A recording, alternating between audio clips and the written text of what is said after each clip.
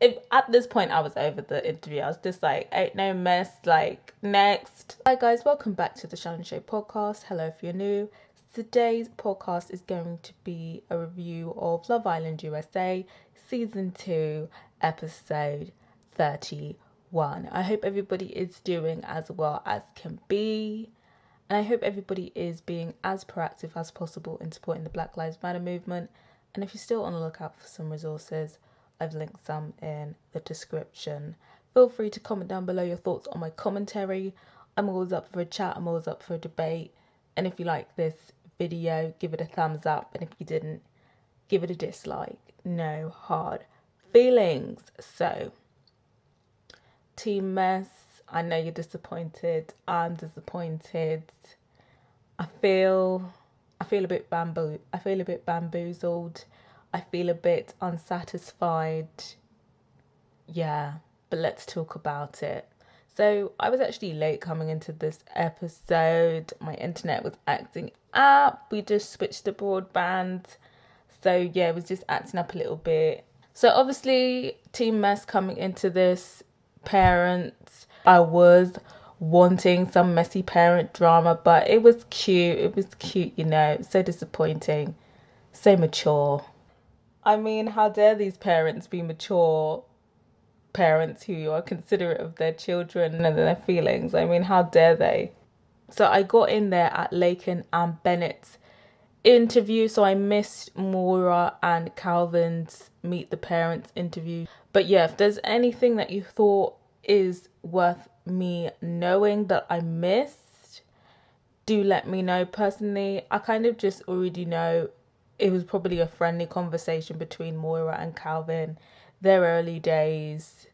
I don't think either of them are outwardly problematic to the point where the parents might be picking at one another. So I kind of just assumed it was just a friendly chat and a friendly meet between parents. But if there was any tea, do let me know. Was there any shade towards Moira? You know how indecisive she is. Was there any shade towards Calvin? Because it's pretty clear that he's only this loved up with Moira because he didn't really have any options. That's kind of what I was interested to see. But yeah, I wasn't really pressed to kind of wait until the repeat came out to watch that. But yeah, if there's any tea that you think should be brought to light concerning the section of the episode that I missed, do let me know. So then, obviously, Laiken and Bennett, you already know I don't really care about both of them. Sorry to these people, I do not give a shit, so I'm just not going to bother. I don't really care about them or their parents. Sorry about it. Sorry about it. Then we have Lauren and Carrington, and I was quite interested in this one because I feel like, because obviously I think the big one for Team Mess was definitely Selly and Johnny, but I was kind of on the fence on whether they'd actually like grill him, because it's like it's two sides of the coin. Yes, they could grill him and it could be great entertainment, but then other side of the coin, they are family. I mean, family tend to be considerate of people and don't really want to embarrass them on TV. Some, you know. With Selly and Johnny, I was kind of on the fence about whether Selly's family were going to really come for Johnny or whether they were just going to keep it cute. I think my suspicions were right. I felt like they were going to keep it cute. But I feel like with Carrington and Laurel, they are early days. And I mean, the disrespect has been very recent and it was public as well. So I was just kind of like, well, now, if there was going to be, for certain, a public cussing out, surely it would be Laurel's family to Carrington. So obviously coming into this, I feel like if I was Laurel's parents, I think what Carrington has done and the fact that he's full of shit, he hasn't even apologized. At least Johnny, you know, even if it is on paper, even if it is probably fake, he has at least apologized. I can't say if it's fake or not, but it has at least what it appears to has worked to not be trash or not appear trash temporarily. So if I was Laurel's parents, I would have cussed out Carrington. And obviously Carrington, he's shook, you know, he's talking about how like, he's usually good, basically that he's usually good at bullshitting parents, but obviously, the parents that he's bullshitting hasn't been seeing his dirt live on TV, you know what I'm saying? So he's just kind of feeling a little bit nervous, and I was here for it. I was here for Carrington, sweating, I was. But unfortunately, the parents kept it cute. I thought they might keep it at some light shade at the very least, but we didn't even get that. We didn't get a grilling. We didn't even get a light pan fry. We got some oven business with no seasoning. It was unfortunate and it was disappointing. And quite frankly, the kindness and the maturity was just a bit cheeky in my opinion. So and it's just like, did you guys not see the last episode where this guy told Laura that she was perfect for him, and then told Laiken that basically he wanted to pick her? Did you guys not see that? I don't know. Maybe they just don't want to embarrass her on TV. But I feel like your daughter's already been embarrassed. I mean, what is there to salvage at this point? To be honest. So yeah, it's just unfortunate. I just thought it was just a little bit spineless for me, to be honest. Then we see Carrington's parents. Carrington's parents basically keep it cute. They don't really tell him off. There is a few sly digs here and there, but it's very clear that they're used to Carrington's behaviour. And yeah, they're just keeping it cute. They're calling Lauren's dumbass intelligent. It's just, at this point, I was over the interview. I was just like, ain't no mess, like, next. So then it was Justine and Caleb, and obviously I was here for this interview. I was not here for any mess for this interview. I was just here for the love, honey.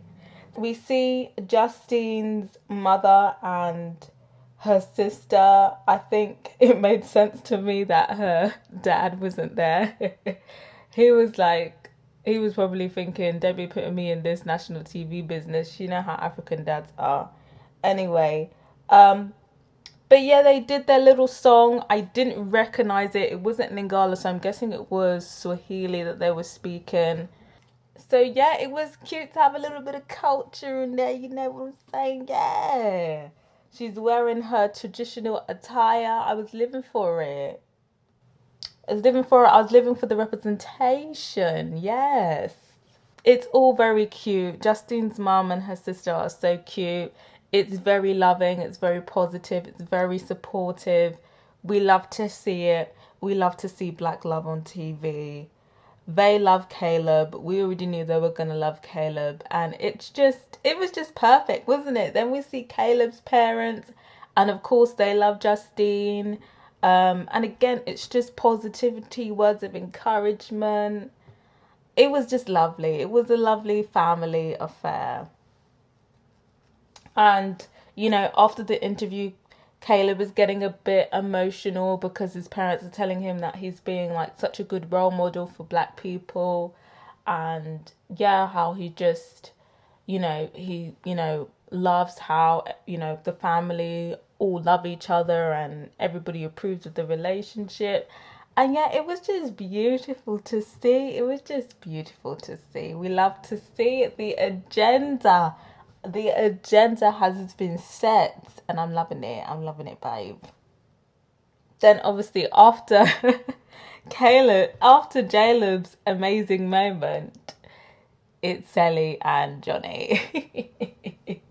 And it's very clear the agenda has been set because, I mean, the jelly edit is abysmal. It was a bit abysmal, babe. I know the jelly sounds, you've been quiet, but I know you're pressed, and this is a safe space. We are not here to judge, Please do tell us how you feel about this jelly edit. But yeah, they it wasn't a good one, was it? So we got obviously Johnny is sweating because obviously he knows they know the truth, Shadi. The truth. And he's sweating. He's probably thinking, man, I hope they don't cuss me out on television because I feel like if they cussed him out on television, I mean, I don't think this relationship would be viable. I don't know. Maybe Sally would take him back. You know, she seems like, you know, the wife that would take the cheating husband back. But yeah, it wouldn't have been great, would it have been? So I can understand why he was sweating, and I was here for it. I was here for it because he's been too comfortable. He's been too comfortable. He's been out here trying to be you know, the fake Prince Charming, and he's been out here pressed because the Caleb agenda is on, and now he's out here sweating. It's sweet, eh? Yes, I love to see it. So, going into the interview, it's very clear there is this energy of they're not going to come for him. They're going to keep it cute, and they're going to be mature about it and very considerate of Sally. And it's unfortunate. It was disappointed, but I kind of suspected it. In the beginning, I kind of thought there could be potential there, because when they were saying how they were happy for Sally, it was kind of a bit awkward, you know, awkward silence. I'm kind of thinking, is this just the editing? Because sometimes, you know, the editing be baiting you a bit. But yeah, they kind of just kept it cute. They did bring up Casa Amor, but again, they kind of just kept it cute. Then the brother comes in. I thought he was going to bring in some energy, some heat. There wasn't really any heat. I mean, it was barely lukewarm. He tells Johnny, you know, he does have a little problem, but, you know, he can see that he is, you know, been trying to rectify the situation, and that they can like talk more about it, obviously, when they come out the villa. But again, still kind of keeping it cute. I didn't really get any hostile energy from the brother. So again, that was a bit disappointing, you know, for Team Mess, you know.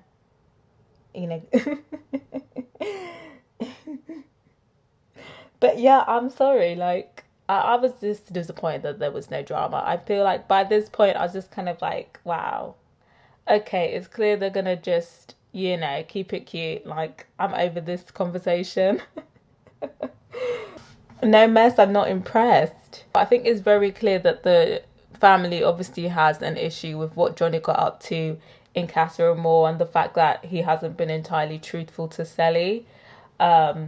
And the fact that he's basically made Sally look like a dickhead out here on TV. But I think it's a thing where she's going to come home, they're going to have a talk about it, and they're going to have a talk of whether, yeah, you need to leave this trash guy, or they're going to be talking about, okay, let's see how much money you can make from this relationship before dumping him. You know, that conversation, you know, them ones. I think that's what the vibe is looking like to me. Then we see Johnny's parents, and I think Johnny's parents was actually the more entertaining ones, because obviously Johnny's dad was actually just cracking me up, because he's just out here snitching on Johnny. He's basically saying like, oh, you didn't stick to the game plan, and you know what you did, you know, I would have done worse than what you did. I mean, you did bad, but I would have done worse. I'm just like, wow, your dad is actually dumping you in it. Like, your dad is messy.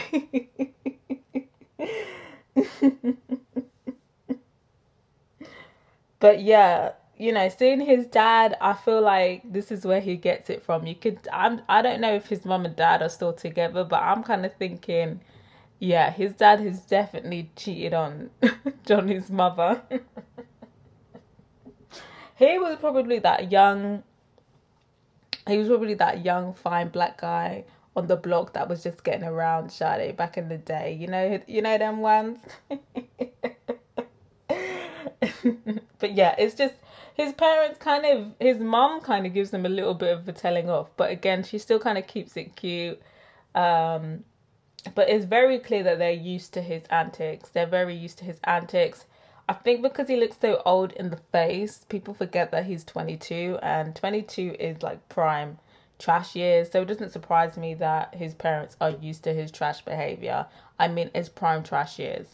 So after the meet the parents, obviously Johnny and Sally are pressed, but it seems like Johnny is the most pressed, and he's just basically like, he hated how the conversation was dominated by Castor and Moore. Obviously, the edit that we saw, we didn't really see much Castor and Moore content, but I'm guessing the real edit, that's all they were probably talking about. And he's basically like how he doesn't want to have to be reminded all the time about Castor and Moore. And I was just like,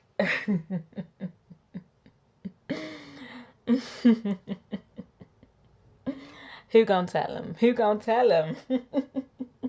Because let me tell you, every exit interview, every interview with every outlet, they're going to talk about Castor and Moore. I mean, this is just the beginning. And I feel like him even now saying that it bothers him is just going to fuel the fires. And I feel like now he's just going to, people are going to be like, oh my gosh, he's pressed about Castor and Moore. And it's going to be that thing like the Hive do when they put bees in people's comments.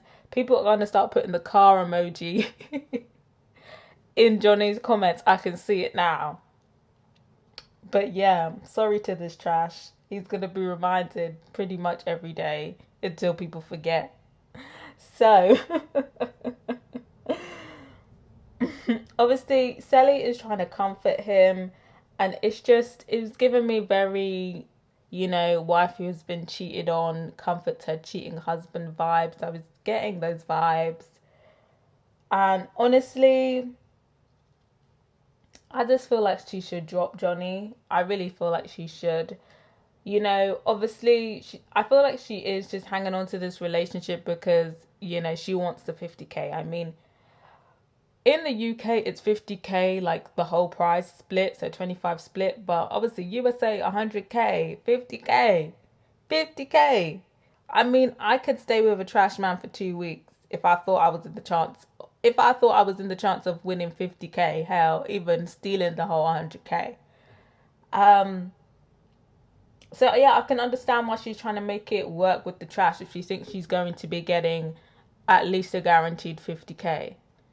So I can understand that now. But I just feel like after the show, I really feel like she could make just as much or even more money by herself, because I feel like the only incentive of them staying together would be like the partnership, sponsorship deals and money and stuff like that.